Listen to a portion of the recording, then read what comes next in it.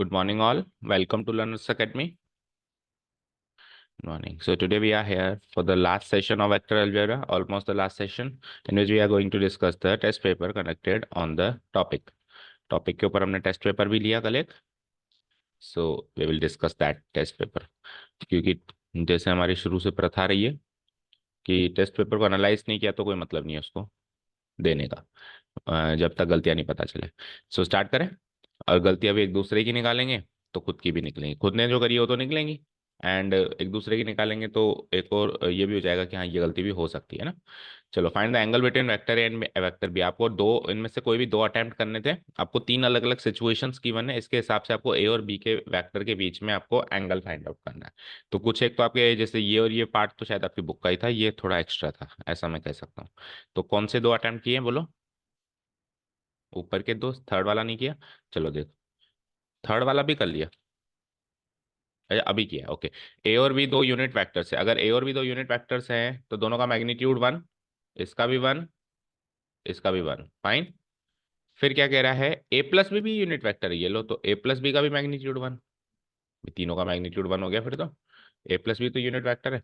अब जब भी ए प्लस बी, ए और बी जब जैसे अलग अलग गिवन हो तो हमेशा जो बड़ी क्वांटिटी है उसका उसी से डॉट प्रोडक्ट करवा के देखते हैं. ठीक है. तो मैं ए प्लस बी वैक्टर का ए प्लस बी वैक्टर से ही डॉट प्रोडक्ट करा के देखता हूँ. Vector A plus B dot product vector A plus B. और किसी भी वेक्टर का खुद से डॉट प्रोडक्ट कराते हैं तो उसी के मैग्नीट्यूड का स्क्वायर. तो ए प्लस बी वैक्टर के मैग्नीट्यूड का स्क्वायर. और ए प्लस बी वैक्टर का मैग्नीट्यूड वन गिवन है तो वन का स्क्वायर यानी कि वन. अब ये तो हो गया आरएचएस पार्ट. ये तो हो गया आरएचएस पार्ट. एलएचएस पार्ट ये है. इसको सॉल्व कर देते हैं. तो वही सबको सबसे मल्टीप्लाई करते हैं, मतलब डॉट प्रोडक्ट करते हैं. तो ए डॉट है, फिर वही ए डॉट बी, फिर वही बी डॉट है, एंड फिर वही बी डॉट बी. ठीक है. डायरेक्ट नहीं करना, स्टेप बाय स्टेप भी करना है. इक्वल टू वन हो जाएगा. अब A dot A again magnitude of A का स्क्वायर हो जाएगा. ठीक है ना. और कॉम्यूटेटिव होता है A dot B plus B dot है तो twice of A dot B. और फिर B dot B again magnitude of B का स्क्वायर हो जाएगा. इस स्टेप में सामने दो रीजंस आएंगे. क्या, एक तो A dot A magnitude of A का स्क्वायर होता है, और एक B dot A dot A, B dot A और ए डॉट बी दोनों बराबर होते हैं. ये दोनों रीजंस नहीं लिखे तो उसके मार्क्स कटेंगे. सो मेक श्योर कि लिखे हैं कि नहीं लिखे. लिखे दोनों ने, सामने दोनों रीजंस लिखे. इसने नहीं लिखा तो उसके मार्क्स कटेंगे. ठीक है. अभी डिस्कस करते हैं कितने. चलो, तो अब आगे बढ़े. तो आ जाओ. मैग्नीट्यूड ऑफ ए का स्क्वायर और मैग्नीट्यूड ऑफ बी का स्क्वायर वन वन है तो वन का स्क्वायर.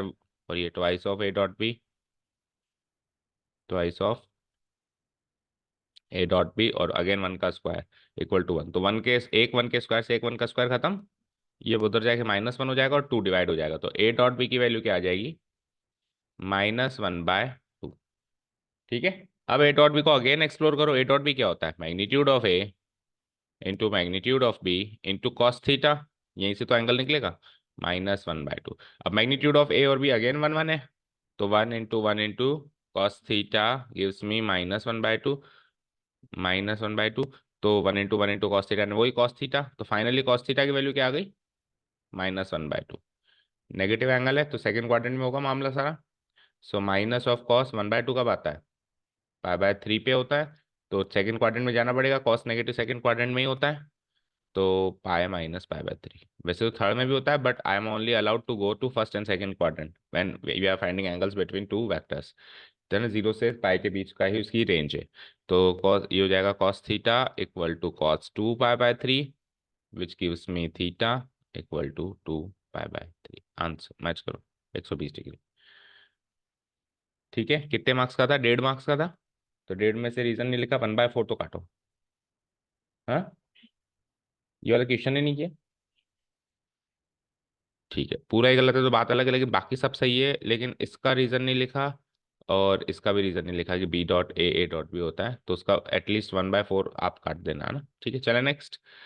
अब सेकंड सिचुएशन क्या है कि ए डॉट बी और ए क्रॉस बी दोनों बराबर हैं. तो इसका तो डायरेक्ट रिजल्ट के रूप में याद रखना. ऐसा तभी पॉसिबल है जब थीटा 45 डिग्री हो. क्योंकि तब कब पॉसिबल होगा, जब साइन थीटा कॉस थीटा बराबर होगा, थीटा 45 डिग्री. किया था ये हमने मिसलेनियस का ही शायद आखिरी के कुछ क्वेश्चंस में से. ठीक है. क्या गिवन है, ए डॉट बी और ए क्रॉस. वैसे तो देखो ए डॉट बी और ए क्रॉस बी कभी बराबर हो ही नहीं सकते. ए डॉट बी और ए क्रॉस बी का मैग्नीट्यूड बराबर हो सकता है. क्योंकि वो स्केलर क्वांटिटी है, वेक्टर क्वांटिटी है, तो उसको मैग्नीट्यूड में कन्वर्ट कर देंगे तो ये स्केलर हो जाएगी। अब स्केलर स्केलर बराबर हो सकते हैं, ठीक है। चलो यहाँ से आ जाओ। तो ए डॉट बी क्या होता है, मैग्नीट्यूड ऑफ ए। दोनों को पर्टिकुलरली अलग अलग सॉल्व कर देते हैं, cos थीटा। और इधर मैग्नीट्यूड पार्ट लिखना है तो एन कैप नहीं लिखना है। अगर मैग्नीट्यूड हटा देता तब तो एन कैप भी लिखता, लेकिन अभी मैग्नीट्यूड पार्ट लिखना है तो एन कैप नहीं लिखना है। तो क्या लिखना है फिर, मैग्नीट्यूड ए, मैग्नीट्यूड बी और साइन थीटा, दैट्स इट।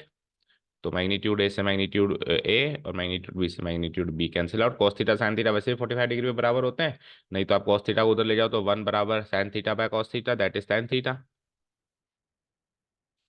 ठीक है। That means tan theta. तो tan थीटा 1 कब होता है, जब थीटा 45 डिग्री होता है, पाई बाय 4 आंसर।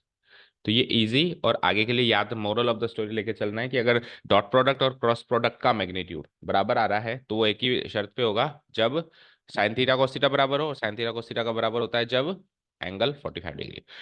थर्ड देखो, थर्ड देखें, ए और बी दो यूनिट वेक्टर्स हैं और ए प्लस बी इस वेक्टर से परपेंडिकुलर है, ठीक है। चलो, ए और बी दो यूनिट वेक्टर्स हैं तो magnitude of A 1, magnitude of B भी 1। सबसे पहले तो ये ऐसे क्वेश्चंस में आपको करीब करीब इनके मैग्नीट्यूड दे देता है, और वो देता भी क्या है, 1 यूनिट ही देता है जनरली, या कुछ और भी दे सकता है, पर दे देता है, आगे होके दे देता है कि इसका मैग्नीट्यूड क्या है।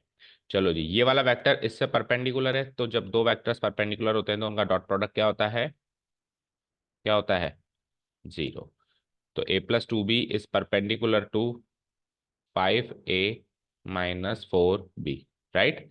तो इन दोनों का डॉट प्रोडक्ट क्या कर दूं मैं, 0 कर दूं, इंप्लाइज a प्लस 2b का dot product 5a minus 4b vector equal to 0। अब वही सबका सबसे, तो a का 5a से कराओ जरा। अब मैं थोड़ा डायरेक्ट कर रहा हूं, तो 5 तो कांस्टेंट मतलब स्केलर है, a डॉट a क्या होगा, मैग्नीट्यूड ऑफ a का स्क्वायर, ठीक है। फिर a का माइनस 4b से कराओ जरा, तो -4a dot b, dot product करा रहे हैं, आगे बढ़ो।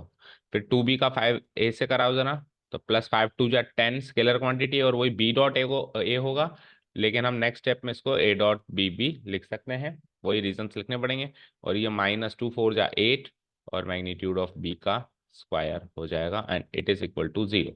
अब मैग्नीट्यूड ऑफ a का स्क्वायर और मैग्नीट्यूड ऑफ b का स्क्वायर तो 1 है, तो ये क्या हो जाएगा, 5 इंटू 1, और ये क्या हो जाएगा, 10 - 4 यानी कि 6 ए डॉट बी, नहीं प्लस का 6 ए डॉट बी, और फिर ये -8 इंटू 1 गिव्स मी 0। 5 1 जा 5, 5 -8 मतलब 6 ए डॉट बी की वैल्यू बताओ क्या आएगी, 8 उधर जाएगा, 8 - 5 3, तो ए डॉट बी की वैल्यू हो जाएगी 3/6, यानी कि 1/2, और 1/2 यानी कि वैसे तो पता है 1/2 अभी भी किया था पाई/3 पे, लेकिन फिर हमको एक्सपेंड करना है इसको।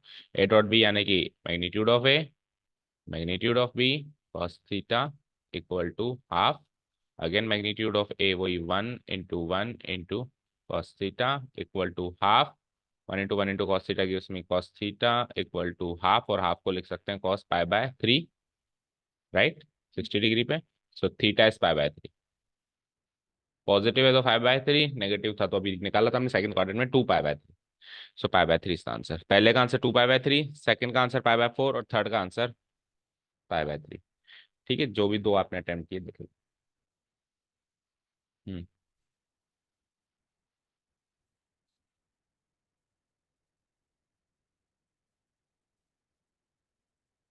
हम्म। तो थीटा इक्वल टू पाई/4 लिख दिया सीधे, tan theta equal to cos theta, so theta equal to पाई/4, ठीक है वैसे तो class. But cos theta equal to sin theta equal to पाई/4 नहीं लिख सकते आप, ऐसे नहीं लिख सकते जैसे अनुष्का ने लिखा है। अनुष्का भावनाओं को समझा नहीं पाई। देखो, cos theta equal to sin theta है, तो थीटा पाई/4 होगा, ऐसे लिखना पड़ेगा। अगर cos theta, if cos theta equal to sin theta, then theta equal to पाई/4। आपने पाई/4 इधर इक्वेट कर दिया, cos theta equal to sin theta equal to पाई/4, तो cos थीटा की वैल्यू पाई/4 थोड़ा ना हो सकती, sin थीटा की वैल्यू पाई/4 थोड़ा ना हो सकती। cos थीटा एक वैल्यू है, पाई/4 एक एंगल है। ये एक्सप्रेशन लिखने का गलत है ना, तो 1/4 काट लो इस चीज का ना। बाकी आप बोलना यही चाहते थे कि थीटा पाई/4 है, तो ऐसे बोलो, cos थीटा sin थीटा बराबर है तो थीटा पाई/4। चलो next, question number second. The dot product of A vector this is 0 5 8 respectively. अच्छा क्वेश्चन था, किया था किसी ने अटेम्प्ट, फिर नहीं हो पाया आधा। Find the vector. देखो, तीन वेक्टर्स तो गिवन है, A B C. Here the three given vectors are, तीन तो गिवन है मुझे, ए बी सी, है ना। एक ये रहा ए, ले लो इसको, वेक्टर ए। ठीक है, इसको ले लो बी, वेक्टर बी। और इसको ले लो सी। ये तीन वेक्टर्स तो बेटा गिवन है, ओके। और डी चौथा वेक्टर तुम निकालो। तो जो तुम निकाल रहे हो उसको एक्स वाई जेड मान लो। तो मैंने मान लिया साहब, मेरा वेक्टर डी जो आप निकलवा रहे हो वो है X I cap, Y J cap, plus जी के कैप। ये मान लिया मैंने। अब बारी बारी से इस चौथे वेक्टर का तीनों से डॉट प्रोडक्ट करवाओ। और वो डॉट प्रोडक्ट आना चाहिए 0, 5, 8 रिस्पेक्टिवली। ठीक है, करवाऊं बारी बारी से। जैसे पहले ए डॉट डी करा दो, या डी डॉट ए करा दो, फिर डी डॉट बी करा दो, और फिर डी डॉट सी करा दो। ठीक है। वैसे तो कैसे भी कराओ, ए डॉट डी कराओ या डी डॉट ए कराओ, कम्यूटेटिव है वो तो क्रॉस प्रोडक्ट होता है, तो ध्यान रखते कि क्वेश्चन ने किसको किससे करने के लिए कहा है।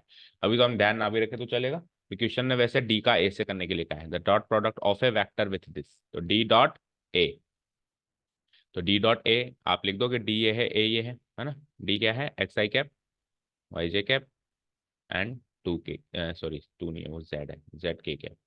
और ए क्या है, i cap, plus j cap, minus c cap, right.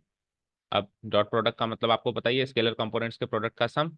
तो X into one X, Y into one Y, और -3 जेड। ठीक है। अब इस तरीके से बाकी के भी कर दूं मैं, okay.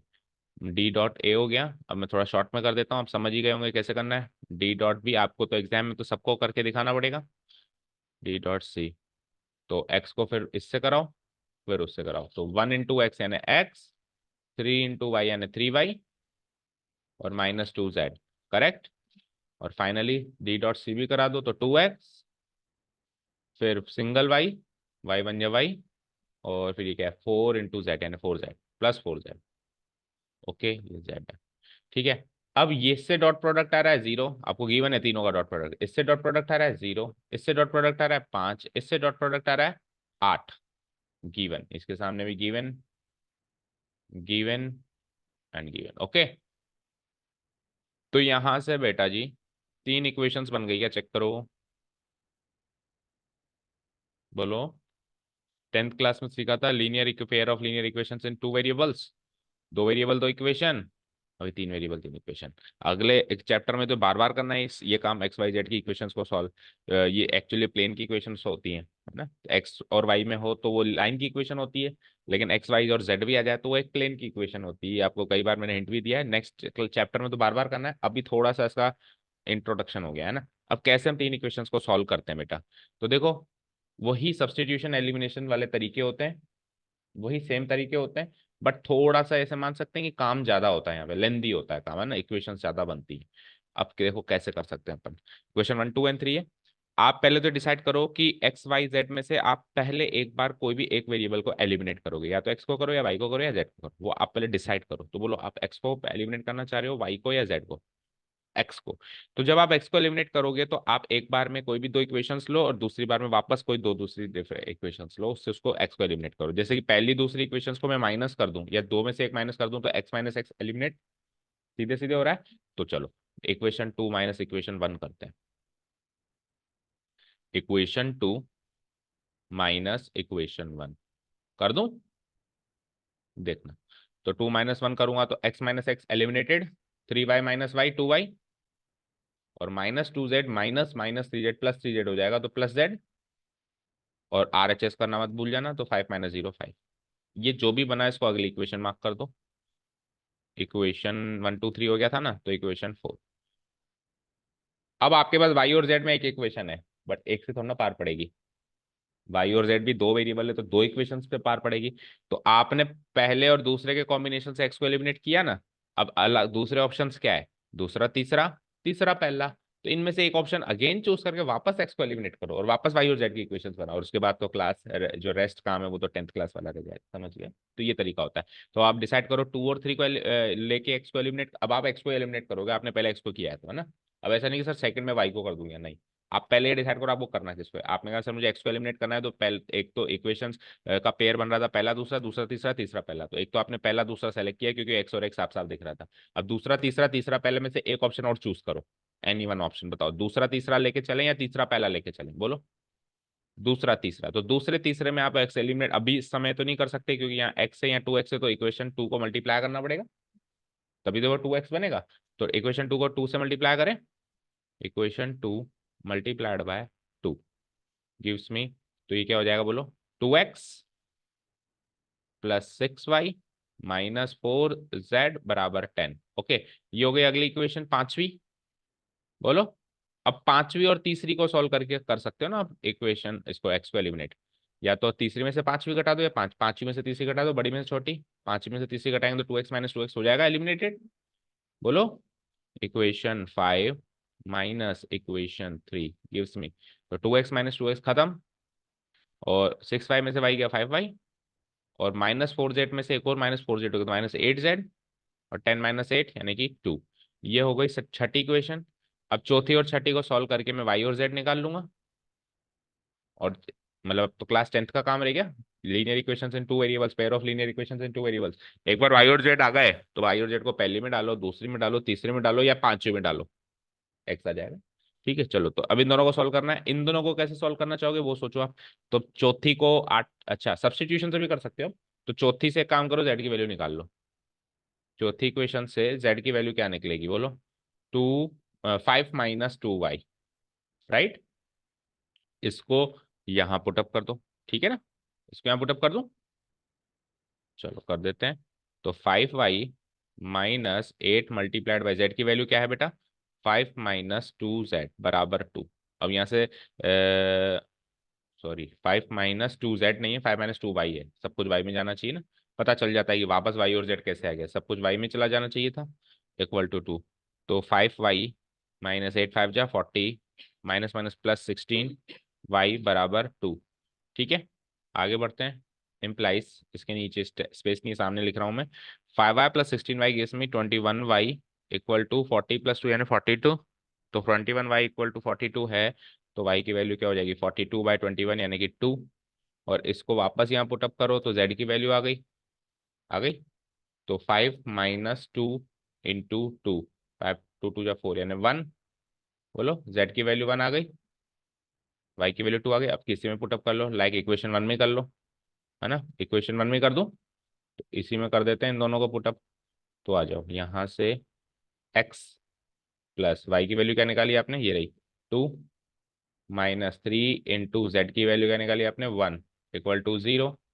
Implies two, two minus three one जा थ्री, तो two minus three minus one, उधर जाके प्लस वन, तो एक्स की वैल्यू भी वन। तो x one, y two, z one, तो हमारा रिक्वायर्ड वेक्टर हो जाता है। So the required vector, vector D is, x की वैल्यू क्या आई वन, तो आई कैप, वाई की वैल्यू क्या आई टू, तो टू जे कैप, और जेड की वैल्यू क्या आई अगेन वन, तो यानी कि के cap. Answer I, I cap plus two J cap plus के कैप। ओके, समझ आया। अब आप जल्दीबाजी अगर आपने करी और आपको कॉन्फिडेंस नहीं मिल रहा है कि हमारा सही है कि नहीं, गलत है कि क्या है, तो आप क्या कर सकते हो, क्रॉस वेरीफाई, इसका इससे, इसका इससे, इसका इससे, अगेन क्रॉस डॉट प्रोडक्ट करके देखो, जो उसने कहा है जीरो फाइव एंड एट मिल रहा है कि नहीं मिल रहा है। ठीक है ना, तो किसी भी एक को ट्राई कर लेते हैं, जैसे बीच वाले को ट्राई कर लेते हैं। तो one into one one, two into three six, और one into minus two minus two, तो छः और एक सात में से दो गई पाँच, पाँच ही आ रहा था। तो ऐसे आप तीनों से ट्राई कर सकते हो क्रॉस प्रोडक्ट, ओ सॉरी डॉट प्रोडक्ट रफली। ठीक है, चलें आगे। सो ये अच्छा क्वेश्चन था, इसमें कुछ हल्का सा अगले चैप्टर की झलक थी, प्लेन की इक्वेशंस को सॉल्व करने की झलक थी। आगे चलते हैं। Find the projection of vector a on b cross c, ये किया था किसी ने अटेम्प्ट, ये वाला किया था। तो ये क्या कह रहा है कि ए बी सी तीन vectors have the three given vectors are this this this this this and this, ये तो तीन वेक्टर्स गिवन है। अब क्या करें, पहले बी क्रॉस सी करो, जैसा जैसा कह रहा है पहले वो करो। तो बी क्रॉस सी कर दूं पहले मैं, बी क्रॉस सी। ओके, सो बी क्रॉस सी सबको करना आता है, ये लो साहब बी क्रॉस सी। तो आई कैप, जे कैप, के कैप, बोलो बी के एलिमेंट्स क्या हैं, three one four, three one four. C के बोलो one minus one +1। Okay, let's see. तो ये गया और ये गया, 1 × 1 1, -4, तो 1 -4 यानी 5 हो गया, 5 आई कैप लिखा है। ठीक है, ये गया 3 1 जा 3, 3 1 जा, ओके, वन सेकेंड, ये गया 3 - 4 होगा ना, 3 - 4, लेकिन माइनस लगा हुआ है तो +1 हो जाएगा ना, -1 + 1 यानी कि प्लस जे कैप। अब ये आप इंटरनली सॉल्व कर सकते हो, क्योंकि आप डिटरमिनेंट्स के चैप्टर में थोड़ी ना हो भी है ना, आप ये इंटरनली कर सकते हो। जब आप डिटरमिनेंट्स के चैप्टर में हो तो आपको करके दिखाना है, 3 × 1 -1 × 4। ओके, चलो ये गया, ये गया। तो -3 -1 यानी -4 के कैप। ये आ गया साहब आपका B×C। लेट से इसको डी ले लेता हूँ, वेक्टर डी की वैल्यू आ गई। अब आपको किसका किस पे प्रोजेक्शन चाहिए, ए का B×C पे चाहिए, ए का। Now projection of vector a on what, on B×C, तो B×C को डी लिख दूं, तो ए का डी पे चाहिए। तो क्या सीखा है अपन ने, जिस पर प्रोजेक्शन चाहिए उसका यूनिट वेक्टर चाहिए होगा, तो डी का यूनिट वेक्टर चाहिए होगा। तो आप चाहो तो डी वेक्टर निकलते, आपको पता तो है कि इसका प्रोजेक्शन चाहिए, तो आप लगे हाथ डी कैप भी निकाल सकते हो, और चाहो तो फिर ऑन द गो भी निकाल सकते हो। तो डी वेक्टर अगर ये है तो मैं नीचे निकाल ही लेता हूँ। सो डी कैप क्या आएगा, इसी वेक्टर को इसी के मैग्नीट्यूड से डिवाइड करना पड़ता है, 5 i cap plus j cap. कई बार क्या होता है, अंदर जाके करते हैं तो कंजस्टेड सा हो जाता है ना, तो आपको बस ये आप प्रेजेंस ऑफ माइंड ये रहना चाहिए कि हाँ इसका डी कैप निकलेगा ही निकलेगा, तो हैंड टू हैंड ही निकाल लो, डिवाइडेड बाय इसका मैग्नीट्यूड। तो 5 का स्क्वायर 25, 1 का 1 और -4 का 16, तो कितना हुआ ये, 25 और 1 26, 26 और 6 32, 42। तो क्या हो जाएगा, 5 divided by √42 I cap plus 1 divided by √42 J cap -4 divided by √42 के कैप। ये डी कैप आ गया। तो ए का डी पे जो प्रोजेक्शन होगा उसको मैं सिंपली डिफाइन कर सकता हूँ, vector A dot D cap, that's it. ठीक है, वैसे कैसे लिखता मैं इसको, ए dot D divided by D का मैग्नीट्यूड, ऐसे लिखता। तो ये चीज तो सॉल्व होकर डी कैप हो गई ना, ठीक है ना। तो ए और डी का ए पे होता तो फिर ए का ए कैप निकाल लेता, डी डॉट ए कैप हो जाता वो, ठीक है, समझ आया। चलिए, तो ए डॉट डी कैप करना है बस आपको, सिंपल सा काम है। तो वैसे तो आपको वेक्टर ए लिखना है यहाँ पे, डॉट फिर डी कैप ये लिखना है यहाँ पे, अभी मैं डायरेक्ट कर रहा हूँ। तो ए का है भाई साहब हमारे ये रहे, तो 1 × 5/√2, 1 × 5/4√42 प्लस फिर क्या है दूसरा, 3 × 1 डिवाइड बाय √42, डॉट प्रोडक्ट तो वैसे भी स्केलर आएगा, प्रोजेक्शन ऐसे भी शेडो की लंबाई होती है तो शेडो की लंबाई तो स्केलर आएगी। 7 × -4/√42, ये कैलकुलेट करना है, दैट्स इट। ओके, तो कितना आता है फिर 5, सबका एलसीएम तो √42 ही है, 5 और 3 8, और ये 28 -28, 8 -28, 8 - 28, 8 - 28 -20, तो नेगेटिव आया। अब क्या गलती कर रहे हैं, मॉडुलस नहीं लगा रहे हैं। ठीक है, डॉट प्रोडक्ट तो नेगेटिव ही आ सकता है, लेकिन प्रोजेक्शन नेगेटिव नहीं आएगा तो मॉडुलस लगाते हैं, ठीक है ना। ये मॉडुलस मत लगाना भूलना, है ना। नहीं लगाया आपने। तो प्रोजेक्शन आप ऐसे सोचो, प्रोजेक्शन क्या है, तभी तो कहते हैं मीनिंग पता होना चाहिए। प्रोजेक्शन क्या है, परछाई की लंबाई, परछाई की लंबाई, लंबाई कभी भी नेगेटिव हो सकती है। कभी किसी मुझे आपकी हाइट बताओ -6 फीट, है, बोलो बताइए कभी ऐसे, ये बता सकते हैं, नो। तो 5 और 3 8, 8 में से 28 गए तो -20 डिवाइडेड बाय √42 का मॉड्यूलस, मॉड्यूलस से बाहर आके it will be 20 divide by √42।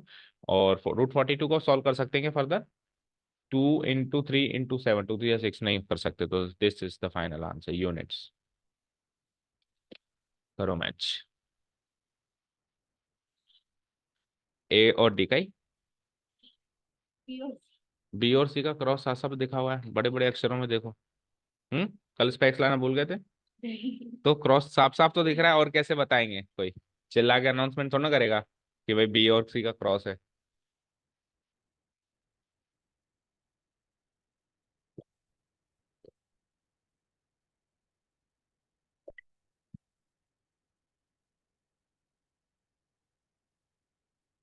Anushka, आप स्कूल काय में जाते हो, विथ व्हाट कन्वीनियंस, स्कूटी से जाते हो, दैट इज अ प्रॉब्लम। बस वगैरह नहीं है, बस या कोई कार है।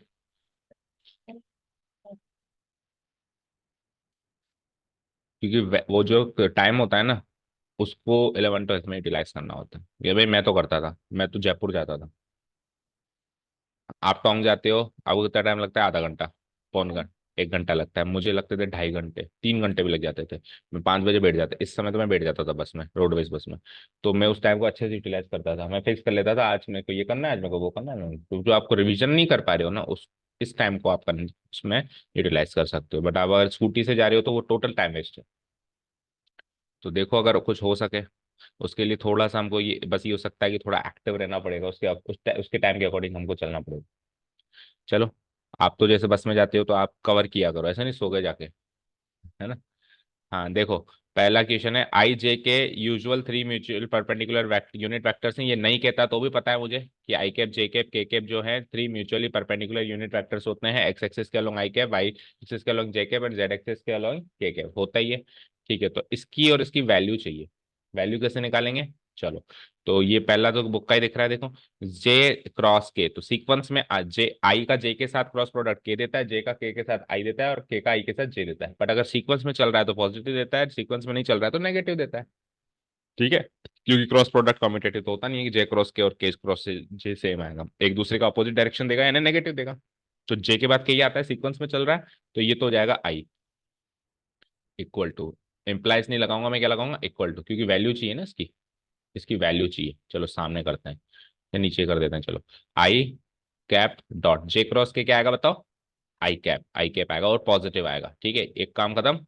प्लस जे का अब आपको करना है इसके साथ आई और, तो आई और के सीक्वेंस में थोड़ा ना, आई के बाद तो जे आता है, तो ये फिर सीक्वेंस में आएगा तो जे, लेकिन माइनस में आएगा, है ना, तो माइनस का जे कैप। ठीक है, प्लस के कैप डॉट, और जे क्रॉस आई सीक्वेंस में है क्या? नहीं है, आई के बाद जे आता है, जे के बाद आई नहीं आता, तो ये आएगा तो के, लेकिन माइनस का आएगा, वेरी इजी थिंग। ठीक है, तो आई डॉट आई यानी मैग्नीट्यूड ऑफ आई का स्क्वायर, मैग्नीट्यूड ऑफ आई 1, भाई आई जे के का मैग्नीट्यूड हमेशा 1 होता है, तो ये 1, आई डॉट आई 1 होता है, ये डायरेक्ट भी हमने इस रिजल्ट्स में लिखा है डॉट प्रोडक्ट के। और ये क्या हो जाएगा? -1, और ये भी क्या हो जाएगा? -1, तो 1 - 1 - 1 यानी कि -1 इसका फाइनल आंसर। डन। आई जे के से आई नेगेटिव होगा, आई, ऐसे अरेंज भी कर लिया करो, हमने करवाया था ना। आई से जे के देगा, जे से के आई देगा। अब आई से के से आई जे देता है, तो आई से के माइनस जे देगा, और जे से आई वापस आएंगे तो माइनस, सही किया हमने, -1। ठीक है, चले सेकंड वाला देखो।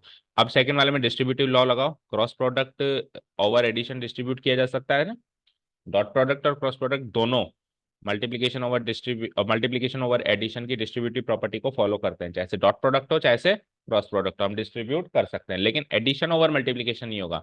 मतलब बाहर एडिशन है अंदर क्रॉस है तो नहीं आएगा, या डॉट भी है तो भी नहीं आएगा।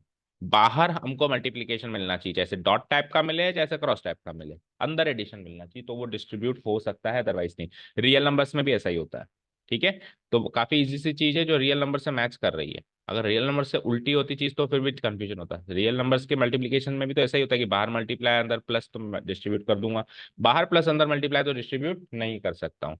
चलो करो, तो it is like I cross J, distribute कर दिया, प्लस आगे बोलो आई क्रॉस के। ठीक है, पहला डिस्ट्रीब्यूशन का काम खत्म। प्लस साइन ही है, वैसे भी बीच में ब्रैकेट लगाओ तो ठीक है, नहीं लगाओ तो भी चलेगा जे, अब लेकिन ये कम्यूटेटिव नहीं है बेटा, तो सीक्वेंस में चलना पड़ेगा। जे क्रॉस के है तो जे क्रॉस के ही लिखना पड़ेगा, यू कैन नॉट राइट के क्रॉस जे, डॉट होता तो उल्टा भी कर देते। और ये क्या हो जाएगा? जे क्रॉस आई, फाइन। फिर आ जाओ प्लस के क्रॉस आई एंड के क्रॉस, तो 6 प्रोडक्ट्स करने हैं अगेन, वही सीक्वेंस में है या नहीं ये चेक करके। तो आई और जे सीक्वेंस में तो के कैप, आई और के सीक्वेंस में नहीं है तो माइनस जे कैप, नहीं है, ये क्लॉकवाइज डायरेक्शन हो गया। जे क्रॉस के, जे के बाद क्या आता है? एंटी क्लॉकवाइज ही चल रहा है, सीक्वेंस में ही माना जाएगा आई कैप। जे क्रॉस आई सीक्वेंस में नहीं है, क्लॉकवाइज डायरेक्शन हो गया, तो माइनस के कैप। के क्रॉस आई सीक्वेंस में माना जाएगा, के क्रॉस आई, के वापस वही चल रहा है मेरा एंटी क्लॉकवाइज डायरेक्शन, तो पॉजिटिव जे, और के क्रॉस जे माइनस आई, सब खत्म, खत्म हो गया सब। देखो, आई कैप से माइनस आई कैप, के कैप से माइनस के कैप, और माइनस ए कैप से plus j cap, zero. Zero answer नहीं लिखूंगा मैं, पता है क्या लिखूंगा? जीरो वेक्टर, क्योंकि ये वेक्टर का cross product, it will give a vector quantity, it will also give a vector quantity, it will also give a vector quantity, और वेक्टर क्वांटिटी को तीनों को जोड़ेंगे तो अगेन वेक्टर क्वांटिटी आएगी। तो इसका आंसर पहले एनालाइज करो, स्केलर आएगा वेक्टर, उस हिसाब से नीचे मार्क करो। 0 वेक्टर लिखना पड़ेगा। किसी ने वेक्टर वाला साइन नहीं लगाया तो आप 1/4 मार्क्स प्लीज काटे उसका, ताकि आगे से याद रहे। ऑप्शन में कहाँ था आपके? अच्छा, मतलब इसके साथ एक और देखा ना, ये डिफरेंट पेपर आ गया है फिर। ये कैसे हो गया? ये तो गलत हो गया बात। गलत पेपर प्रिंट हो गया ना फिर आपका। बाकी सब सेम है, ये ऑप्शन में आ गया। मजा आ गया मतलब तुमको, है ना? वैसे तो ये छोटे छोटे से दोनों ही करने थे आपको, ठीक है, अब आ गया सो आ गया। हम्म। क्रॉस में भी, क्रॉस में भी कम्पिटेटिव लगा दिया, तो फिर काटो मार्क्स। कितने मार्क्स का ये? अब तो 3 का हो गया, तो 1 नंबर काटो। जितना ज्यादा वेटेज गलती के, उतनी ज्यादा वेटेज तो मार्क्स कटेंगे। कम वेटेज में कम मार्क्स करते हैं। ठीक है, 1 नंबर काटो, और इवन वो जो लास्ट में जो 0 वेक्टर की जगह 0 लिख दिया हो, तो उसका भी 1/4 काटो।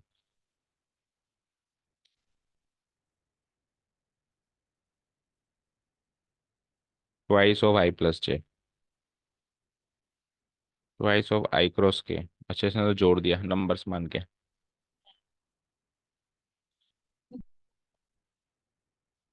तो सॉल्व हुआ ही नहीं ना बेटा ये तो। 1 नंबर तो 3 में से ओनली। हाँ जी। Question number 4 is an important one. इस टाइप के क्वेश्चन हमने 2-3 किए थे, और सारे के सारे इंपॉर्टेंट है ना।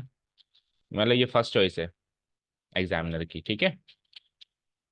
ए girl walks 10 kilometre towards north. North की तरफ 10 किलोमीटर गई, वहां से 7 किलोमीटर 60 डिग्री की डायरेक्शन में नॉर्थ ऑफ वेस्ट गई, और रुक गई। अब बताओ क्या डिस्प्लेसमेंट है इनिशियल से फाइनल पॉइंट पे, उसका क्या डिस्प्लेसमेंट है। ऐसे क्वेश्चन किए थे हमने। 2D पे हम डायरेक्शन बना देते हैं पहले तो 2D पे जब हम डायरेक्शन बनाते हैं तो ऊपर क्या आता है? नॉर्थ। थोड़ा लंबा बनाओ, है ना। इसमें फिगर बहुत इंपॉर्टेंट है, आपने फिगर कैसा बनाया है, राइट? किया था किसी ने अटेम्प्ट? नहीं किया? करना था ना बेटा ये तो। मतलब मानता हूँ चलो ऑप्शन में है, लेकिन ऐसा क्वेश्चन तो एग्जामिनर की फर्स्ट चॉइस है, तो हमको डील करना ही है उससे, उससे भागना नहीं है। ठीक है। सो 2D पे वैसे तो के कैप होता ही नहीं है, और चाहो तो 0 के कैप लिख सकते हो आप, है ना, क्योंकि हम अर्थ पे चल रहे हैं तो स्पेस में थोड़ी ना है। तो हमारे पास हाइट है कि नहीं, केवल एक्स एक्सिस वाई एक्सिस। तो ये नॉर्थ होता है 2D में, ये साउथ होता है, ये ईस्ट होता है, और ये वेस्ट होता है। अब सबसे पहले तो साहब हम गए, ओरिजिन से स्टार्ट करेंगे। सबसे पहले हम गए 7 किलोमीटर टुवर्ड्स नॉर्थ। नॉर्थ चलें, लेट्स गो टू नॉर्थ। तो लेट्स से 7 किलोमीटर चल के मैं यहाँ रुक गया एग्जाम्पल के तौर। तो ये 7 किलोमीटर है, और जहां मैं रुका उसको ए दे देता हूँ पॉइंट। अब यहां से 60 डिग्री घूमना है, लेकिन डायरेक्शन देखो, नॉर्थ ऑफ वेस्ट। वेस्ट से नॉर्थ की तरफ। अब वेस्ट तो सर नीचे ही रह गया, तो वेस्ट से पैरेलल एक लाइन बनेगी। समझ गए? हाँ। अच्छा सॉरी, गलत लिख दिया। ठीक है, एनीवेज जो भी है वो तो। 7 है तो 7, 10 है तो 10। ठीक है, अब सुनो, मेन चीज क्या है कि यहां से आपको 60 डिग्री घूमना है नॉर्थ ऑफ वेस्ट। वेस्ट से नॉर्थ की तरफ। तो वेस्ट तो नीचे ही रह गई। सो वेस्ट कहां से लाऊं मैं? उसकी पैरेलल डायरेक्शन बनानी पड़ेगी, समझ गए? जैसे एक क्वेश्चन किया था, इसमें हम पहले वेस्ट पे आ गए थे और फिर नॉर्थ पे जाना था, तो नॉर्थ से पैरेलल बनाई थी हमने एक डंडा। तो वेस्ट से पैरेलल एक डंडा बनेगा, क्योंकि नॉर्थ जो ऑफ के बाद लगा हुआ है ना, वो डायरेक्शन से नॉर्थ की तरफ जाना है। तो वेस्ट वाला एक पैरेलल का डंडा बनाना पड़ेगा हमको, no other option, like this. ये हो गया वेस्ट। अब वेस्ट से नॉर्थ ऐसे जाऊंगा 60 डिग्री, समझ गए? वेस्ट से नॉर्थ इस तरीके से मैं 60 डिग्री चला जाऊंगा। तो ये लो मान लेते हैं एग्जाम्पल के तौर पे कि ये हो गया मेरा 60 डिग्री। ठीक है। और कितने किलोमीटर चलना है? 7। तो 7 लगभग इतना मान लो। और ये कितना डिग्री का हो गया? 60 डिग्री का, 60 डिग्री। डन। हाँ बोलो। हवा में नहीं है, हम पृथ्वी पे है। हम पृथ्वी पे हैं, ये ऐसे है। इस स्क्रीन को ऐसे लेटा दूं, ऐसे चल रहे हैं हम ऐसे। जैसे अपन ऐसे चल के और ऐसे चल सकते हैं ना। हाँ, ये ऐसे चल रहा है, पहले नॉर्थ साइड डायरेक्शन गया, और उसके बाद फिर 60 डिग्री ऐसे घूम गया नॉर्थ ऑफ वेस्ट, इतना वो घूम के वहां पे जाके स्टॉप हो गया। ठीक है, स्टॉप हो गया। तो अब यहाँ से इसको बी पॉइंट ले लेता हूँ मैं। तो यहाँ से यहाँ तक इसका जो इनिशियल से फाइनल जो वेक्टर मिला, इसको अपने को फाइनल डिस्प्लेसमेंट कहा जाएगा, और ये आपको निकालना है, यानी वेक्टर ओ ए निकालना है आपको फाइनली। ये आपका सवाल है, वेक्टर ओ ए। आई जे के तो आएगा नहीं, आई और जे की फॉर्मेट में vector O B, sorry vector O B is what we need to find. ठीक है। सो अभी देखो ट्राइंगल ओ ए बी में, in triangle O A B में ट्राइंगल ओ लगा दूं। तो in triangle O A B में ट्राइंगल ओ लगाऊंगा तो वेक्टर ओ बी चाहिए आपको। वो निकालने के लिए क्या करना पड़ेगा, पहले ओ से ए जाओ, बोलो, ओ से ए जाओ, और फिर ए से बी जाओ। पहले ओ से ए जाओ और ए से बी जाओ, तो ओ बी वैक्टर मिलेगा। जो ओ बी वैक्टर ही आपका फाइनल जो टास्क है निकालना, ओ बी वैक्टर ही तो है। तो वेक्टर ओ ए, तो 10 किलोमीटर वाई एक्सिस पे, तो 10 k cap, O j cap, के कैप तो है ही नहीं इसमें ना। इस पे चलो तो I cap, minus I cap plus I cap, उस पे चलो तो प्लस जे कैप और माइनस जे कैप। चाहो तो लिख लो 0 आई कैप, है ना, और चाहो तो डायरेक्ट सॉल्व करके भी लिख दो 10 j cap. Plus a b vector again मुझे पता करना मुश्किल है। क्यों? क्योंकि ऐसे हॉरिजॉन्टल और वर्टिकल चलना तो डायरेक्ट होता है, लेकिन डायगोनली चलना बस की बात नहीं है, उसको जुगाड़ से चलना पड़ता है। तो अगेन वेक्टर ए बी भी डायगोनली है, तो इसको अगेन जुगाड़ लगाना पड़ेगा। तो उसके लिए मैं क्या करूंगा, एक अगेन यहाँ से परपेंडिकुलर खींच के और एक ट्राइंगल बना दूंगा। ठीक है, लेट्स से ये सी है, ये क्या है, सी है। अब वहां पर थोड़ा कंजस्टेड है, तो इस ट्राइंगल को नीचे ले आता हूँ, है ना। इस ट्राइंगल को यहाँ पे सोल्व करते हैं। तो मुझे बताओ, ये सी है, ये 60 डिग्री है, और क्या, ये 7 किलोमीटर था, ये लिखना भूल गया हूं। तो हाइपोटेन्यूज 7 हो गई। ठीक है। और ये क्या था, ए, ये क्या था, बी। अब सुनो, एक ट्राइंगल के अंदर अगर एक एंगल और एक साइड गिवन है तो कुछ भी निकाल सकते हैं। तो मुझे एक्चुअली क्या चाहिए, ए बी वैक्टर। तो ए बी वैक्टर के लिए मुझे ए सी वैक्टर और सी बी वैक्टर चाहिए होगा। ए सी वैक्टर की डायरेक्शन तो पता है, माइनस आई कैप। सी बी की डायरेक्शन तो पता है, प्लस जे कैप। बस ये डिस्टेंस पता करनी है, ए से लेके सी की डिस्टेंस और सी से लेके बी की डिस्टेंस पता करनी है। तो एक बार मैं साइन 60 लगा दूं तो उसे अपोजिट बाय हाइपोटेन्यूज से बी सी आ जाएगा। एक बार मैं कॉस 60 लगा दूं तो बेस अपॉन हाइपोटेन्यूज से ए सी आ जाएगा। ओके। और इससे क्वेश्चन में हमेशा एक शॉर्ट ट्रिक चलती है कि चलो सॉल्व कर ही दो। आ जाओ, sine 60 equal to B C by A B हो जाएगा 7, B C by A B. तो साइन 60 क्या होता है, √3/2। बी सी तो पता करना है, और ए बी कितना है, 7। तो बी सी की वैल्यू, हाँ बोलो, 7√3/2। ठीक है, साइन 60 लग गया। कॉस 60 देखो, कॉस 60 यानी कि ए सी बाय ए बी। कॉस 60 क्या होता है, 1/2। ए सी पता करना है, ए बी वही 7। तो ए सी की वैल्यू क्या हो गई, 7/2। तो ए सी आ गया मेरा 7/2, और बी सी आ गया मेरा 7 रूट। अब आगे के लिए शॉर्टकट याद रखते चलना बेटा। ठीक है, साइन की वैल्यू होती है साइन 60, मतलब साइन थीटा इंटू हाइपोटेन्यूज, और ये कॉस थीटा इंटू हाइपोटेन्यूज। तो साइन थीटा ने साइन 60, √3/2 इंटू हाइपोटेन्यूज 7√3/2, और ये हो जाएगी कॉस थीटा इंटू हाइपोटेन्यूज। ठीक है, शॉर्टकट पे भी निकाल सकते हैं, क्योंकि हम ट्रिग्नोमेट्री सॉल्व करने के लिए थोड़ा है यहाँ पे, ये हम शॉर्ट में भी निकाल सकते हैं। तो किसी में भी, किसी भी ट्रायंगल में हाइपोटेन्यूज गिवन हो और एक एंगल गिवन हो, तो इन दोनों की वैल्यू कैसे निकालेंगे, मल्टीप्लाई करके। साइन 60 की वैल्यू से हाइपोटेन्यूज को मल्टीप्लाई करके ये परपेंडिकुलर साइड निकलेगी, और बेस साइड कैसे निकलेगी, कॉस 60 की वैल्यू से हाइपोटेन्यूज को मल्टीप्लाई करके। ठीक है, चलो। अब कुल मिला के मुझे ए से लेके सी पता चल गया, 7/2 किलोमीटर है, और ये 7√3/2 किलोमीटर है। तो अब मैं वेक्टर ए बी को एक्सपैंड कर देता हूँ। 10 जे कैप तो आ ही गया था। ए बी जाना है आपको, तो आप दो टुकड़ों में जाओगे, पहले ए से लेके c, vector A c again in triangle लो। ये वेक्टर ए बी को अगेन इन ट्राइंगल किस में आपने सोचा, ट्राइंगल का नाम क्या है, बी सी ए, या ए बी सी लिख लो, again in triangle a B C. इस ट्राइंगल में आप अगेन ट्राइंगल लो लगा रहे हो, तो ए से लेके बी जाने के लिए ए से लेके सी, और सी से लेके, ए से लेके सी और सी से लेके बी जा रहे हो। तो वेक्टर ए C plus vector C B, क्योंकि आपको ऐसे टेढ़ा चलना पसंद नहीं है, आप हॉरिजॉन्टल और वर्टिकल चलने में ही कंफर्टेबल रहते हो। ठीक है, सो ये तो 10 जे कैप आई गया था। वेक्टर ए से लेके सी यानी माइनस आई कैप, और डिस्टेंस कितना है, 7/2, तो -7/2 आई कैप। ठीक है, प्लस सी से लेके बी प्लस जे कैप, और डिस्टेंस कितना है, 7√3। तो 7√3/2 जे कैप, और के कैप तो उसमें होता ही नहीं है, तो जे को जे से सॉल्व कर दो और आई तो अकेला रहेगा ही रहेगा, -7/2 आई कैप, और 10 में ये जोड़ दो जरा, तो 2 × 10 20, 20 plus 7, 20 plus 7√3 whole divided by 2 के cap O j cap. This is the final answer. This is the final displacement of the girl from its initial point O to its final destination P. Vector OB की value है, match करो. Calculation सही है ना. 10 × 20 plus 7√3 whole divided by 2 times j cap, और k cap तो होता ही नहीं बिकॉज अर्थ पे चल रहे हैं तो हाइट है ही नहीं. क्लियर है. ठीक है, तो चलो अभी के लिए इतना मार्क करके इधर छोड़ो, बाकी के देखते हैं फिर नेक्स्ट क्लास. ठीक है. Thank you so much for listening to us. Have a nice day. Keep learning. Bye.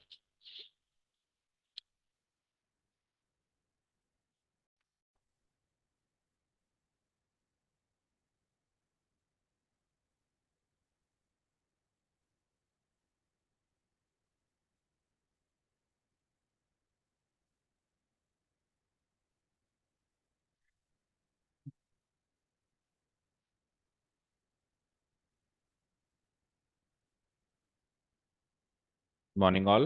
Welcome to Learners Academy. Okay, so let's finish up the remaining part of the test paper और फिर देखते हैं आगे. तो कल हमने कहाँ तक, लास्ट सेशन में हमने कहाँ तक किया था? क्वेश्चन नंबर 4 हो गया था या करना है? फर्स्ट पार्ट हो गया था, सेकंड ऑप्शन करना है. ठीक है, so there is a very little portion of the paper remaining, so quickly let's finish it up. Question number 4 का सेकंड पार्ट देखो. For any two vectors, vector A and vector B, prove करो Cauchy Schwarz inequality. तो ये वैसे 2 number का तो आ ही सकता है, ये 3 नंबर का मैंने दिया है, बट ठीक है, ये एग्जाम में 2 नंबर का तो आ ही सकता है. या तो ये, या फिर दूसरा ऑप्शन क्या था, ट्राइंगल इनइक्वालिटी. दोनों आपको प्रूव करनी आनी चाहिए, पता भी होना चाहिए कि ये है क्या, स्टेटमेंट भी पता होना चाहिए, प्रूव करने का तरीका भी पता होना चाहिए. So first of all, Cauchy Schwarz inequality जो है, कॉशी और स्क्वायर्स ने मिलकर बनाई. बनाई मतलब डेवलप करी, डिस्कवर करी, तो इसलिए उसका नाम पड़ गया कॉशी स्क्वायर्स इनइक्वालिटी. ठीक है, अब ये कॉशी और स्क्वायर्स मिलके क्या कहते थे कि दो वेक्टर्स की दुनिया में, वेक्टर्स की दुनिया में क्या कहते थे बताओ. अगर मैं अगर मैं बोलो, हाँ बोलो क्या कहते थे. अगर मैं A.B का मैग्नीट्यूड निकालूं तो वो छोटा आएगा या बराबर आएगा, या तो छोटा आएगा या फिर इक्वल आएगा, लेस देन और इक्वल टू आएगा किसके, इन दोनों के अलग अलग मैग्नीट्यूड के प्रोडक्ट से. यही कहता था. ठीक है ना. केस 1, आप पहले डॉट प्रोडक्ट करो, डॉट प्रोडक्ट करके फिर मैग्नीट्यूड निकालो. ठीक है. मैग्नीट्यूड क्या निकालो, मॉडुलस निकालो, क्योंकि डॉट प्रोडक्ट तो ऑलरेडी मैग्नीट्यूड है, डॉट प्रोडक्ट तो ऑलरेडी स्केलर है ना, तो डॉट प्रोडक्ट करके फिर आप क्या कर लो, मॉडुलस निकालो. मतलब अगर इन केस उसका डॉट प्रोडक्ट नेगेटिव आ रहा है तो आप उसको भी क्या कर दो, पॉजिटिव कर दो.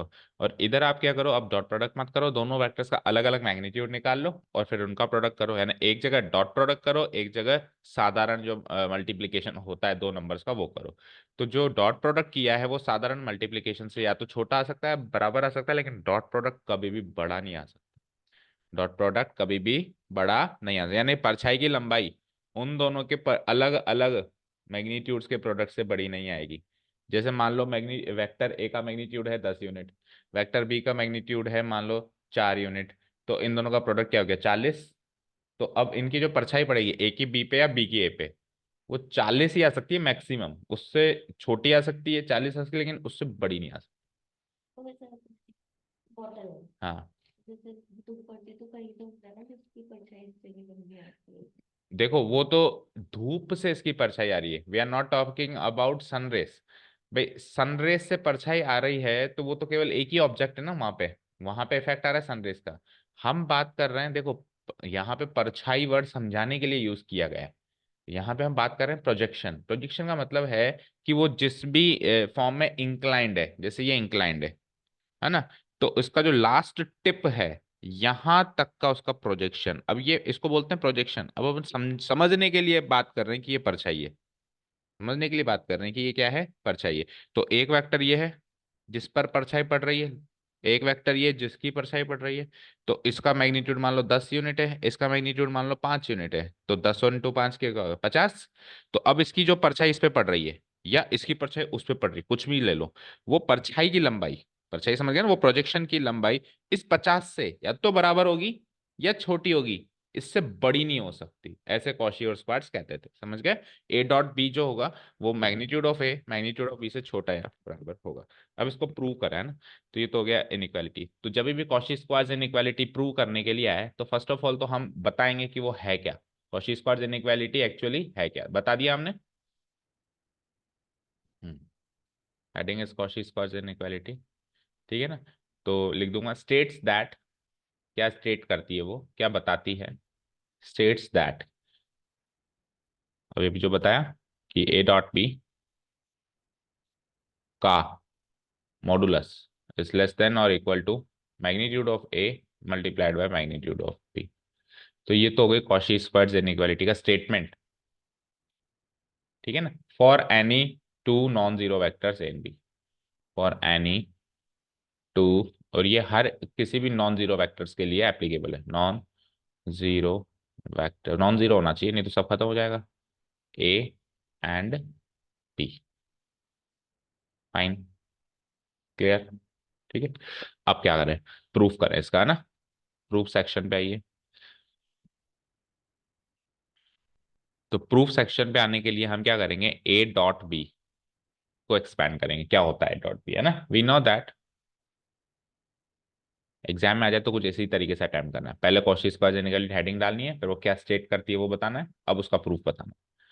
We know that A dot B is equal to, is equal to magnitude of A multiplied magnitude of B cos theta, ये तो हम जानते ही हैं।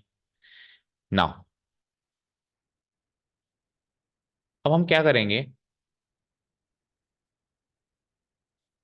दो ऑप्शन है, या तो इस जगह इस स्टेप पे हम मॉडुलस ले लें दोनों sides, taking modulus on both sides, या फिर दूसरा ऑप्शन है वो ज्यादा बेहतर है, पहले इसको यहाँ ले आए उसके बाद मॉडुलस लें, हालांकि आप कैसे भी कर लो वो एक ही बात है ना। तो पहले इसको यहाँ ले आते हैं, देखो चीजों को यहाँ वहां लेके जाना तभी पॉसिबल होता है जब ये सारे के सारे लोग स्केलर्स हों, रियल नंबर्स हों।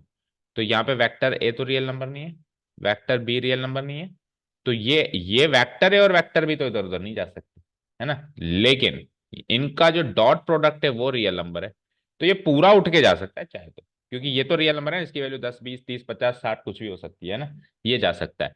आरएचएस में तो सारे ही स्केलर्स हैं, ये तो इधर से तो कोई भी उठ के इधर आ सकता है, लेकिन एलएचएस से आरएचएस से ए वेक्टर और बी वेक्टर अकेला नहीं जा सकता, इनका डॉट प्रोडक्ट पूरा उठ के आ सकता है, ठीक है।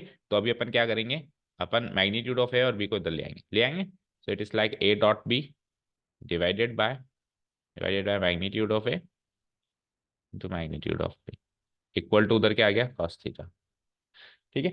अब क्या करेंगे, taking modulus on both sides, जब पर्टिकुलरली उसी का प्रूफ करें, जैसे किसी क्वेश्चन के अंदर हम करते हैं तो ये स्टेप्स नहीं लिखते हैं, लेकिन इट इज ए प्रूफ, तो प्रूफ में तो हम मॉडुलस ले रहे हैं, ऐड कर रहे हैं, सब लिखना पड़ता है ना, taking modulus on both sides, taking modulus on both sides we get, तो मॉडुलस अगर हम ले लेंगे तो क्या होगा, ए डॉट, देखो नीचे वाला तो ऑलरेडी पॉजिटिव, मॉडुलस मतलब नेगेटिव साइन को पॉजिटिव बना देना, ये होता है मॉडुलस फंक्शन। तो ये तो ऑलरेडी पॉजिटिव है, magnitude can not be negative, magnitude can not be negative, अगर कुछ चांसेस हैं नेगेटिव होने के तो वो ए डॉट बी के हैं, तो मॉडुलस केवल इस पे लगेगा, ठीक है। So LHS part will be something like this, कि modulus of A dot B divided by वो same magnitude of A into magnitude of a, actually पहले तो पूरे पे लगाया मॉडुलस, लेकिन फिर ध्यान से देखा गया तो नीचे वाले का कोई मतलब नहीं है, तो फिर ऊपर वाले पे लगा दिए, समझ गए।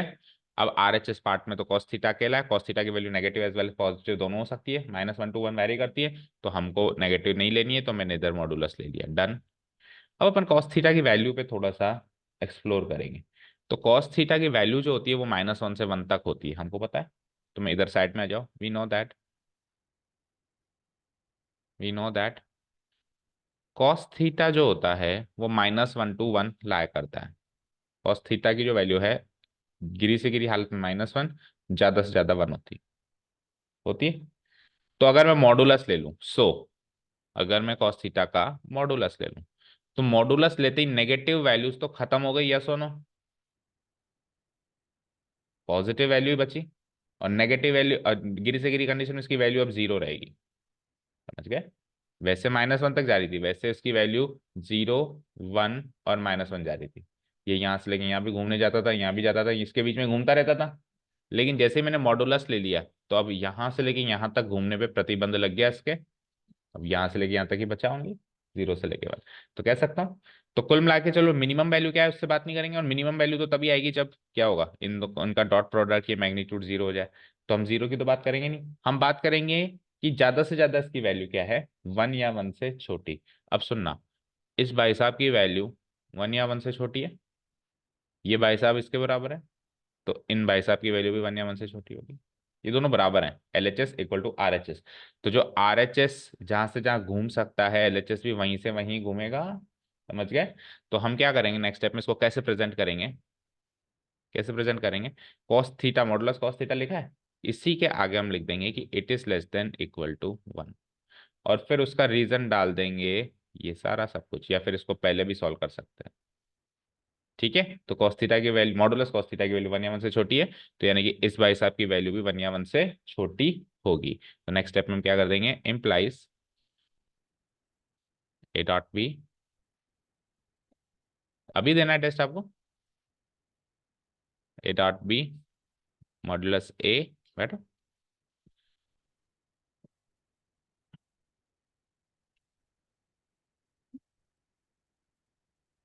मॉडुलस, हाँ जी इतना सा, करो खत्म with in 30 minutes. 30 minute 60 minute आप कह रहे हो ना इतना सा। हम्म, मॉडुलस मैग्नीट्यूड है, मैग्नीट्यूड ऑफ बी, ठीक है ना, लेस देन इक्वल टू 1, ये बीच वाली हटा दी मैंने। और नेक्स्ट स्टेप में, अब ये तो सब स्केलर्स है, कहीं से कोई किधर भी जा सकता है, तो मैं वापस इसको उधर पहुंचा दूंगा, तो 1 से मल्टीप्लाई होके ये सेम हो जाएगा। तो आप समझ पा रहे हो, उसके नीचे स्पेस नहीं है, यहाँ सामने लिख दूंगा मैं, इम्प्लाइज हो जाएगा, इम्प्लाइज हो जाएगा कि modulus A dot B is less than और इक्वल टू अलग अलग मैग्नीट्यूड्स का प्रोडक्ट। प्रूफ, ये प्रूव करना था, हेंस प्रूफ। ठीक है, हो गया। चलें लास्ट क्वेश्चन, क्या क्या नहीं लिखी बताओ उसमें। ये स्टेटमेंट नहीं लिखी, सीधे प्रूफ स्टार्ट कर दिया, तो 2 नंबर ही मिलेंगे, 1 नंबर स्टेटमेंट का है। क्या,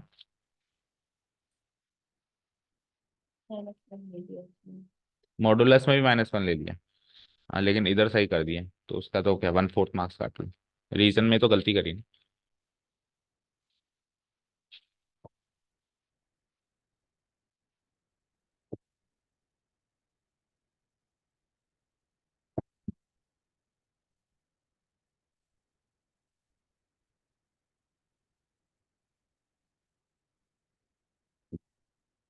ओके, चलो चलते हैं लास्ट क्वेश्चन की तरफ।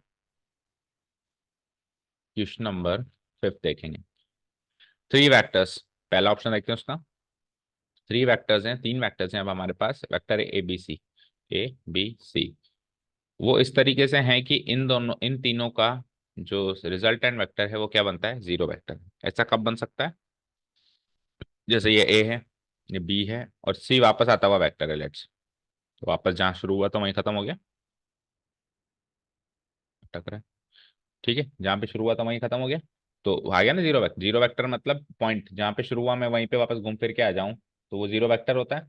तो मैं ए मान लो यहाँ गया, बी मान लो यहाँ गया, बस।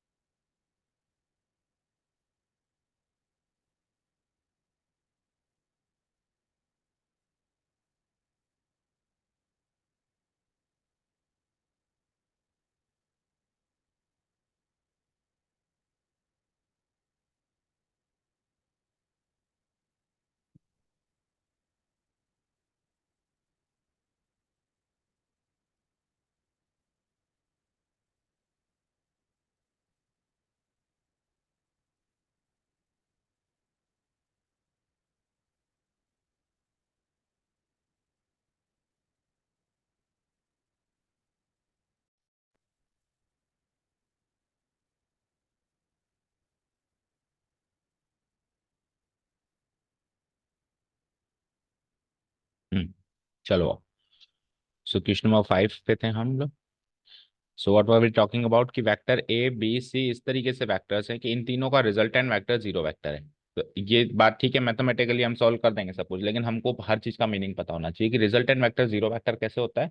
जब हम जहाँ से स्टार्ट हुए वहीं पे वापस आके उसी पॉइंट पे आके वापस पहुंच जाए, घूम फिर के वहीं वापस आ जाए, दैट मीन्स हम जहाँ गए सब वेस्ट हो गया एक तरीके से, है ना। ठीक है। जैसे मैं यहाँ गया, यहाँ गया, यहाँ गया, यहाँ गया, यहाँ गया और वापस उसी पॉइंट पे आ गया, तो मैं जितने भी वेक्टर्स के अलोंग मूव हुआ उन सबका रिजल्टेंट वेक्टर जीरो वेक्टर माना जाएगा। अब जैसे तीन वेक्टर्स हैं तो कैसे डिमॉन्स्ट्रेट कर सकते हैं, लेट्स से वेक्टर ए ये है, वेक्टर बी ये है, ठीक है, और वेक्टर सी इस पॉइंट से वापस इस पॉइंट पे आता है, दिस इज वेक्टर सी, यहाँ से यहाँ। तो मैं जहाँ से स्टार्ट हुआ था वहीं खत्म हो गया, तो ए प्लस बी प्लस सी क्या हो जाएगा, जीरो वेक्टर हो जाएगा। समझ गया, आगे चलते हैं। अब क्या है, A dot B, vector A dot B, vector B dot C, vector C dot A पता लगना है, इसकी वैल्यू तो हमको पता करनी है। और क्या क्या गिवन है कि magnitude of vector A, magnitude of vector B and magnitude of vector C, ये सब है ना। इसका मैग्नीट्यूड ये है, इसका मैग्नीट्यूड ये है, इसका ये सब गिवन है ना। ठीक है, क्लियर। अब कैसे इसको पता करेंगे। ठीक है, तो A dot B, B dot C, A C dot है, ऐसा क्वेश्चन शायद ये बुक का ही क्वेश्चन लग रहा है मुझे। ठीक है, क्या करेंगे बताओ, हाउ विल यू प्रोसीड। हम्म, इसका स्क्वायर नहीं होता, इसका डॉट प्रोडक्ट होता है। ठीक है, we are not talking about real numbers, we are talking about vectors. Vectors का डॉट प्रोडक्ट होता है या क्रॉस प्रोडक्ट होता है। ठीक है, तो क्या करूंगा मैं, इस वेक्टर का इसी से डॉट प्रोडक्ट करूंगा, देखते हैं क्या होता है ना। तो मैं एक लाइन लिखता हूँ, we know that given points क्या क्या है। गिवन पॉइंट्स ये हैं, here it is given that कि magnitude of a equal to कुछ गिवन है 1, comma magnitude of B equal to given है कुछ 4, and magnitude of c is given as 2। और साथ में एक दूसरा गिवन पॉइंट ये है कि ए प्लस बी प्लस सी क्या है, एक यूनिट फैक्टर है, राइट। ओ, यूनिट वेक्टर नहीं, जीरो वेक्टर है। ए प्लस बी प्लस सी क्या है, एक जीरो वेक्टर है। अच्छा, जीरो वेक्टर का मैग्नीट्यूड जीरो ही होता है। जीरो वेक्टर का मैग्नीट्यूड क्या होता है, जीरो ही होता है। तो मैं अगर ए प्लस बी प्लस सी खुद एक जीरो वेक्टर है, तो इस वेक्टर का मैग्नीट्यूड भी जीरो यूनिट हो जाएगा। मतलब ए plus B plus C vector का मैग्नीट्यूड जीरो यूनिट हो जाएगा। ये मिल गया हमको गिवन इंप्रेशन। तो नाउ अब शुरू हो जाओ, नाउ वी नो दैट,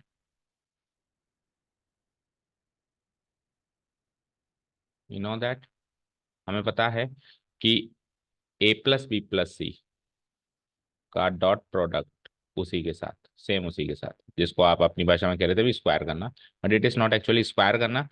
उसका आंसर करीब करीब स्क्वायर करने जैसा ही निकल रहा है। वही a square plus b square plus c square plus 2ab plus 2bc plus 2ac। आज ज्यादा ही तंग कर रहा है ये। ए प्लस बी प्लस सी का होल स्क्वायर होता था, तो आंसर करीब करीब वैसा ही निकल के आ रहा है, but it is not, we are not actually doing the squares, वहाँ पे हम स्क्वायर्स नहीं कर रहे हैं ना, वहाँ पे कुछ और हो रहा है।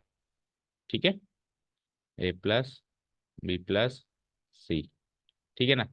तो किसी भी वेक्टर का खुद ही से डॉट प्रोडक्ट जो होता है वो उसी के मैग्नीट्यूड का स्क्वायर होता है, ये सुनो। तो इसी का मैग्नीट्यूड यानी ए प्लस बी प्लस सी का स्क्वायर ऐसे होगा। ठीक है, चलो अब डॉट प्रोडक्ट कैसे करते हैं, 1 to 1, तो 9 प्रोडक्ट्स बनेंगे पहले, तो क्या बनेंगे, ए प्लस बी प्लस सी इधर 9 है, 3 है, इधर भी 3 है, तो A dot A, first of all क्या लिखेंगे हम, ए डॉट ए। देन क्या लिखेंगे, ए डॉट बी। हाँ, सबसे पहले हम क्या करेंगे, a dot a, then plus a dot b. मतलब ए का कर रहा हूं मैं सबसे, like this, a dot a plus a dot B plus a dot c. अब आगे बताओ बी का कराऊं, b dot a plus B dot B plus B dot c. फिर फाइनली सी का कराऊंगा सबसे, तो c dot a, C dot B plus C dot c. हो गया LHS part ready. RHS part में ए प्लस बी प्लस सी का magnitude zero लिखा हुआ है आपने, तो जीरो का स्क्वायर दैट इज जीरो। ठीक है, अब यहाँ पे आ जाओ, ए डॉट ए जो होगा वो मैग्नीट्यूड ऑफ ए का स्क्वायर हो जाएगा। हम जानते हैं किसी भी वेक्टर का उसी से डॉट प्रोडक्ट उसी के मैग्नीट्यूड का स्क्वायर, बी डॉट बी भी मैग्नीट्यूड ऑफ बी का स्क्वायर, और सी डॉट सी भी मैग्नीट्यूड ऑफ सी का स्क्वायर। यहाँ तक कोई डाउट नहीं है। अब जो चीजें बचती हैं वो दो दो बार है सारी की सारी। देखो ए डॉट बी है, आप कहोगे सर दोबारा तो बी डॉट है, तो बेटा बी डॉट ए भी तो ए डॉट बी होता है। ठीक है, सिमिलरली ए डॉट सी है तो सी डॉट ए भी तो ए डॉट सी होता है, होता है। एंड व्हाट, और क्या बचा, बी डॉट सी है तो सी डॉट बी भी तो बी डॉट सी होता है ना। तो अगर इनको सीधा कर दें वापस कम्यूटेटिव फॉर्म में, तो twice of A dot B बचता है, plus twice of B dot C बचता है, यानी इधर लिख देता हूँ plus twice of A dot C भी बचता है। ठीक है ना, कहीं पर भी लिख दो तो टर्म्स कोई फर्क नहीं पड़ता, मैंने उसके नीचे लिख दी जहां जहां जैसा जैसा मिला मुझे। ठीक है, पर जैसे भी लिख दो इक्वल टू जीरो। डन यहाँ तक। अब क्या होगा, इनकी तो वैल्यूज है, मैग्नीट्यूड ऑफ ए क्या है 1, तो मैं 1 का स्क्वायर कर दूंगा। फिर मैग्नीट्यूड ऑफ बी पहले ले लो, वो है 4, तो मैं 4 का स्क्वायर कर दूंगा। फिर मैग्नीट्यूड ऑफ सी है क्या 2, तो मैं 2 का स्क्वायर कर दूंगा। और इन तीनों में से 2 2 2 कॉमन ले लूंगा, तो क्या बचेगा अंदर, A dot B plus B dot C plus, उन्होंने सी डॉट ए कहा था क्या, देखो उन्होंने सी डॉट ए कहा था तो उनकी बात माननी सर्वप्रथम, हमने ए डॉट सी लिखा है, दोनों कॉम्यूटेटिव है लेकिन उनकी बात माननी पड़ेगी ना। तो मैं इधर भी ए डॉट सी ना करके क्या करूंगा, C dot A. That means मैं सी डॉट ए को तो सी डॉट ए रखूंगा, मैं ए डॉट सी को सी डॉट ए बनाऊंगा। ठीक है, सी डॉट ए, यानी कि मैं इसको बदलूंगा, भैया आप सी डॉट ए की तरह ट्रीट करो। ठीक है, चलो जी, बी डॉट सी प्लस सी डॉट ए गिव्स मी 0। ओके, तो 1 का स्क्वायर 1 प्लस 16 17 प्लस 4 21 उधर भेज दूं, तो twice of vector A dot B plus B dot C plus C dot A gives me minus का 21। 2 को उधर भेजेंगे तो we will get what, A dot B, the value of the required thing A dot B plus B dot C plus C dot A gives me -21/2। यही answer है हमारा। ठीक है, देखो इस इंफॉर्मेशन से आप ये नहीं पता लगा सकते कि वेक्टर ए कैसा वेक्टर है, क्या है उसका आई कैप जे कैप क्या है उसकी डायरेक्शन है ना। बी नहीं पता लगा सकते, सी भी नहीं पता, लेकिन इस एक्सप्रेशन की वैल्यू पता लगा सकते हो कि ए डॉट बी क्या है, बी डॉट सी क्या है। अच्छा, ए डॉट बी की वैल्यू भी नहीं पता लगा सकते कि इस -21 2/2 में इसकी कितना प्रोपोर्शन है, मतलब इसकी इसकी कितनी वैल्यू है, इसकी कितनी, फिर तीनों का सम मिला के ये है। लेकिन अलग अलग नहीं निकाल सकते कि ये कितना है, ये कितना है, ये कितना है, ना ही ए बी सी अलग अलग निकाल सकते, वैसे एक्सप्रेशन की वैल्यू यहाँ से हम निकाल सकते हैं। ठीक है, रीजंस भी मार्क करने पड़ेंगे कुछ एक, जैसे कि इस स्टेप पे हम 2 रीजंस मार्क करेंगे। एक तो मार्क करेंगे कि we know that A dot A बराबर मैग्नीट्यूड ऑफ ए का स्क्वायर होता है। ठीक है ना, फिर चाहे से बी डॉट बी और सी डॉट सी के लिए मार्क करें ना, अगर एक के लिए मार्क कर देंगे तो कॉपी पेस्ट हो जाएगा। एंड उसके बाद फिर नीचे वाला reason, we know that A dot B बराबर बी डॉट ए होता है। फिर अगेन बी डॉट सी के लिए सी डॉट बी लिखना और सी डॉट ए के लिए ए डॉट सी लिखना, वो ना लिखें तो भी चलेगा, मतलब एक एक के लिए लिख दो। समझ गए, ये 2 रीजंस मार्क करने पड़ेंगे। ठीक है, तो सब कुछ रीजंस वगैरह कंप्लीट है तो 3 मार्क्स हैं, अदरवाइज कुछ एक मार्क्स काटो अगर रीजन। चलें आगे, सारा कंप्लीट है, रीजंस नहीं लिखे तो आधा मार्क्स काट दो। चलो, हाँ तक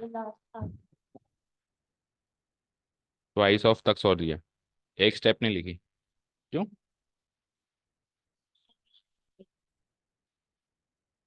तो फिर तो कहाँ तक किया है बताओ, कौन से स्टेप तक किया है, यहाँ तक, यहाँ तक, ये 21 भी इधर ही है, तो फिर आधा और काटो, 2 मार्क्स तो फिर। चलो लास्ट क्वेश्चन, मतलब last option of the last question, कुल मिला के टेस्ट पेपर का लास्ट क्वेश्चन डिस्कस कर रहे हैं हम।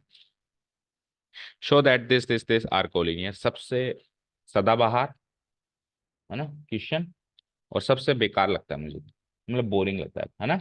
Also find the ratio in which b divide c c, सबसे पहले तो प्रूव करो कि ये कोलिनियर है। अभी नेक्स्ट चैप्टर शुरू करेंगे तो उसमें भी घूम फिर के पहली एक्सरसाइज में वही बातें करेगा, प्रूव करो पॉइंट्स कोलिनियर है ना।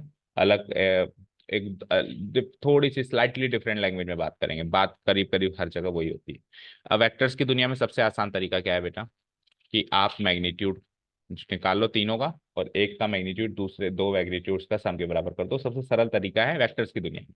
फिर जब अपन लाइंस की दुनिया में जाएंगे, 3D में जाएंगे नेक्स्ट उसमें, तो लाइन का तो कोई मैग्नीट्यूड होता ही नहीं, लाइन की फिक्स लेंथ थोड़ा होती है, इनका तो फिक्स लेंथ होती है, उनकी लेंथ नहीं होती, तो फिर वहां पे प्रोपोर्शनैलिटी की तरीके से किया जाए, हालांकि यहाँ पे भी कर सकते हैं हम, लेकिन हम फिक्स कर लेते हैं कि वेक्टर्स की दुनिया में लेंथ निकाल लेंगे, 2 का सम तीसरे के बराबर है तो वो कॉलिनियर है, और लाइंस की दुनिया में प्रोपोर्शनैलिटी से चलेंगे, D C and D R से चलेंगे। ठीक है, चलो तो ऐसे ही किया है दोनों ने भी, मैग्नीट्यूड से किया है। अच्छा सॉरी, एक ही तो करोगे, सही बात है। चलो, सो अगर ये 3 पॉइंट्स कोलिनियर हैं तो लेट्स से हमको अभी तो पता नहीं है कि ए कहाँ है, बी कहाँ है, सी कहाँ है, लेकिन हाल फिलहाल के लिए मैं मार्क कर देता हूँ, देखते हैं। तो उसके कोऑर्डिनेट्स भी है मेरे पास 1 1 कॉमा -2 कॉमा -8, बी के हैं 5 0 5 0 -2 5 0 -2, और सी के हैं 11 3 7। ठीक है, तो ये 3 पॉइंट्स हाल फिलहाल के लिए मैंने कोलिनियर लगा दी, क्योंकि है वो कोलिनियर, शो करना है मतलब है ना, प्रूव करना है, चेक थोड़ा ना करना है। चलो आगे बढ़ते हैं। तो क्या कहा मैंने कि हम 3 वेक्टर्स निकालेंगे। तो पहले तो गिवन इन्फॉर्मेशन दे देंगे, here the 3 given points are a ये है, बी ये है एंड सी ये, दैट्स इट। उसके बाद now by using the concept of vector joining 2 points के कॉन्सेप्ट को इस्तेमाल करते हुए vector A b, vector b C and vector A c निकालें। तो सीधे लिख देता हूँ मैं वेक्टर ए बी, वो आप लिखते रहना। Now by using the concept of vector joining 2 points, तो कैसे निकालते हैं, terminal point minus initial point. तो कैसे, 5 - 1 इतना आई कैप, 5 - 1 इतने टाइम्स आई कैप, प्लस फिर 0 - -2 इतने टाइम्स जे कैप, एंड फिर प्लस -2 -8 इतने टाइम्स के कैप। ठीक है, फर्दर इसको सॉल्व करें तो it is like 4 I cap +2 J cap, फिर -2 माइनस +8 हो गया, +6 के कैप। फाइन, ठीक है। चलो अब थोड़ा सा शॉर्ट में बीसी और एसी भी निकाल देता हूं मैं। तो सी माइनस बी कर दो फटाफट से। तो 11 - 5 गिव्स मी 6 आई cap, 3 - 0 gives me 3 J cap, और 7 - -2 यानी 9 के कैप। चलो फाइनली एसी निकालो। 11 - 1 गिव्स मी 10 आई कैप, और फिर आ जाओ 3 - -2 यानी कि +5 जे कैप। 3 - -2 गिव्स मी +5 जे कैप, और फिर लास्ट में क्या है, 7 - -8, दिस गिव्स मी 8 और 7 15, 15 के cap.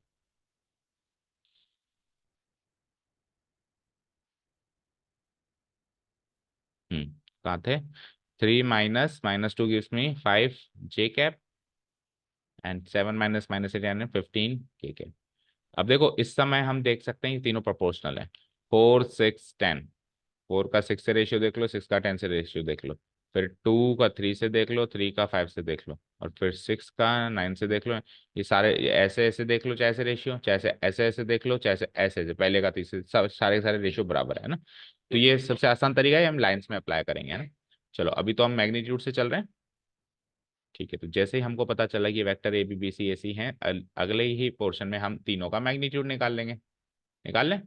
So magnitude of A B, magnitude of B C and magnitude of A C, short में निकालें फटाफट से। क्या करते हैं, स्केलर्स कंपोनेंट्स के स्क्वायर का सम का रूट। तो 4 का स्क्वायर 16, 4 36, 36 4 40, 40 और 16 56, √56। चलो अगला बताओ, 36 + 9 + 81, 81 और 9 90, 90 + 36 इसमें 126। ए सी बताओ, 100 + 25 + 225, ये क्या होगा, 225 और 25 250 350। अब इनको चेंज करना पड़ेगा थोड़ा सा ना। तो √56 इज वॉट, 14 × 4, 14 × 4 यानी 2√14। 126 इज 14, 9 या 126 होता है, तो 9 × 14 यानी 3√14, 9 का 3 बार आएगा। और ये भी 14 में ही बनेगा कुछ कुछ, तो 14 से डिवाइड कराओ, 14 2 या 28, है ना, 7 बचा 70, 14 5 70, तो 25 × 14 यानी कि 25 का 5 बार आ जाएगा, 5√14। ठीक है, तो यू कैन क्लियरली सी 2 + 3 5 होता है। So here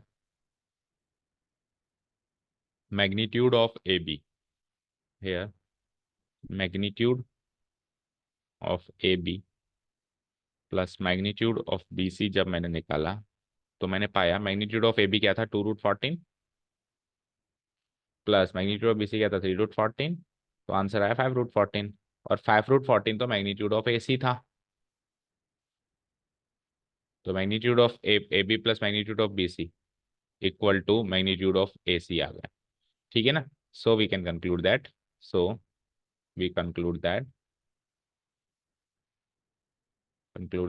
points A, B, and C are collinear. Points A, B, C are collinear.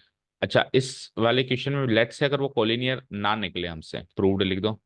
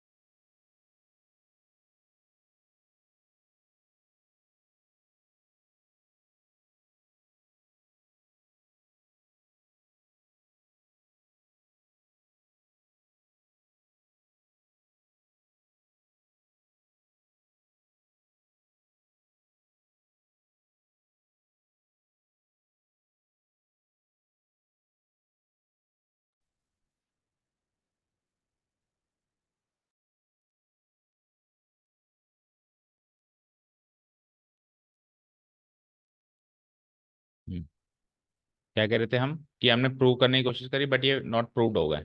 तो अब आप क्या करेंगे इस क्वेश्चन में, फिर आगे क्या कंक्लूड करेंगे और आगे कैसे देखेंगे फिर इस क्वेश्चन को, अगर ये कोलिनियर प्रूव ना होते लेट्स से,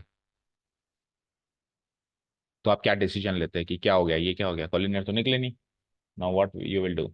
देखो, पहली चीज तो ये कोलिनियर नहीं निकले, मान लो चेक करने का क्वेश्चन होता तो कोलिनियर ना निकलना आपके लिए फायदेमंद है। अभी तो प्रूव करने का क्वेश्चन है तो फिर निकलना ही निकलना है, लेकिन मान लो चेक करने का क्वेश्चन होता है कि निकल भी सकते हैं नहीं भी निकल सकते हैं, तो निकल गए तो आपके लिए काम बढ़ गया, क्योंकि अब सेक्शन फॉर्मूला लगाना है। और सेक्शन फॉर्मूला हमेशा तीन कॉलिनियर पॉइंट्स पे ही लगता है, बी ए सी को डिवाइड करेगा या ए बी सी को डिवाइड करेगा या सी ए बी को डिवाइड करेगा, और for all of these three cases these three has to be in the same line, अगर सेम लाइन में नहीं है तो ये हो ही नहीं सकता। तो अब वो निकल गया तो आपके लिए काम बढ़ गया। मान लो नहीं निकलते ना, तो हम क्या लिखते हैं नीचे ना, the three points are not collinear hence section formula is not applicable, B can not divide A C in any ratio. अभी पूछ रहा है कि बी एसी को किस रेशियो में डिवाइड करेगा, अब कोलिनियर ही ना हो, ए यहाँ हो सी यहाँ हो बी यहाँ हो, तो बी कैसे डिवाइड करेगा एसी को, किसी भी रेशियो में डिवाइड नहीं कर रहा। ठीक है, तो चलो अब तो फिर सेक्शन फॉर्मूला लगाना ही पड़ेगा। ठीक है, तो सेक्शन फॉर्मूला लगाने के लिए हम क्या करते हैं, लेट्स से कि क्या क्वेश्चन है, also find the ratio in which b divides A c. तो बी उनको किस रेशियो में डिवाइड करेगा, तो हम वेक्टर में चल रहे हैं ना अभी, तो हम वेक्टर फॉर्म में क्या करेंगे, ओरिजिन लगा देंगे और पोजिशन वेक्टर ओ ए, पोजिशन वेक्टर ओ बी और पोजीशन वेक्टर ओ सी निकालेंगे आई कैप जे कैप के कैप में, क्योंकि हम वेक्टर्स की दुनिया में है, तो हमको सेक्शन फॉर्मूला वेक्टर्स की दुनिया में लगाना है।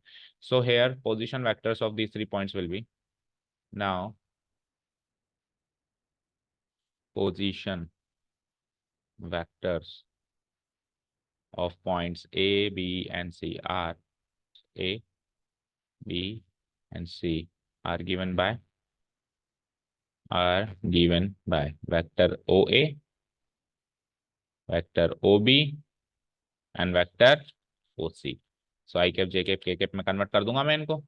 सो टेल मी वेक्टर OA क्या होगा, इसके जो स्केलर कंपोनेंट है उसी से तो बनता है, तो 1 है तो आई कैप, फिर -2 है तो -2 हो भी गया, तो 30 मिनट से पहले हो गया तो, हाँ 30 मिनट हो गए इस पर। OB देखो 5 आई कैप, जाओ फिर, प्लस 0 जे कैप है, 0 जे कैप -2 के कैप। ठीक है, and what about OC, so it is like 11 I cap, 11 I cap,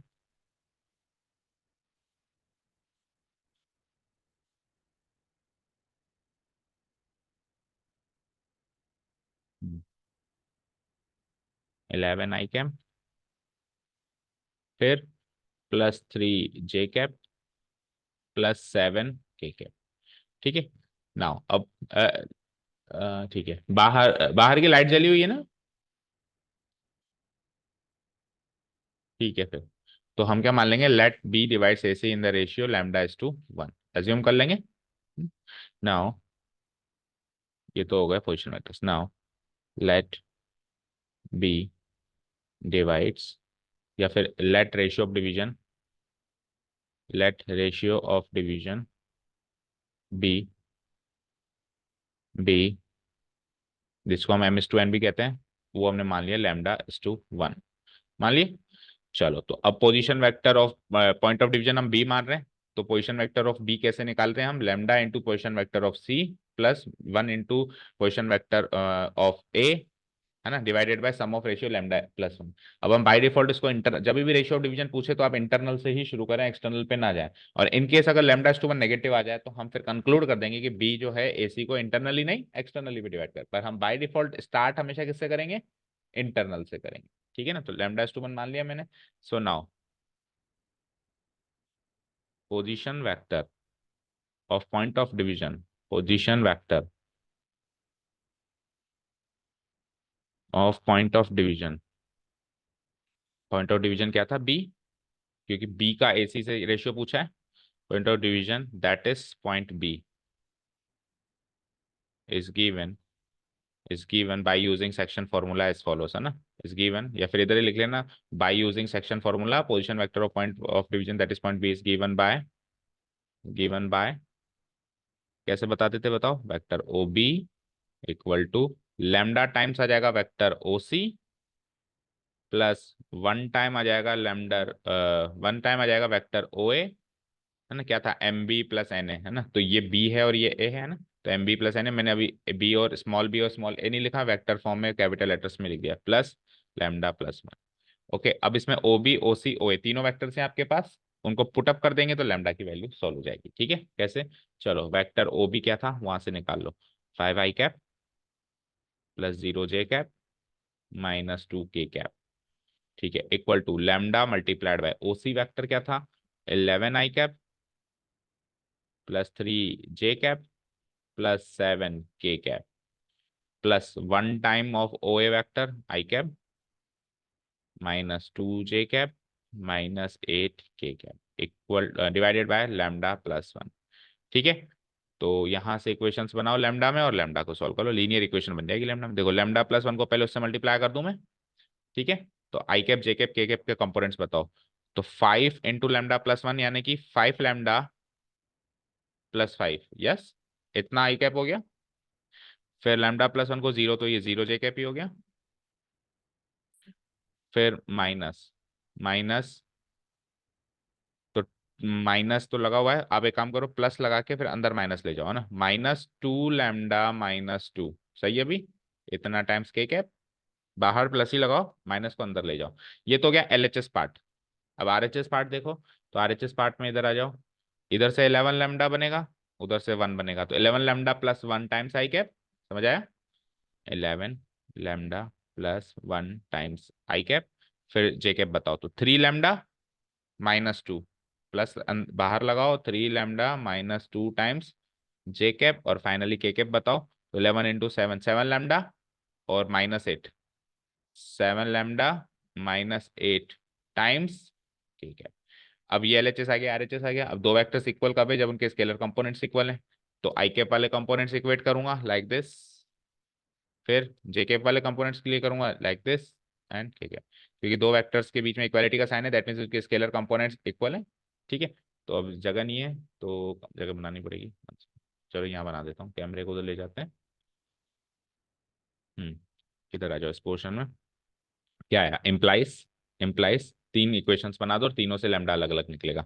सबसे पहले 5 lambda + 5 equal to 11 lambda + 1, and दूसरी इक्वेशन बताओ, 0 equal to 3 lambda -2, and finally third equation is -2 lambda -2 equal to 7 lambda -8।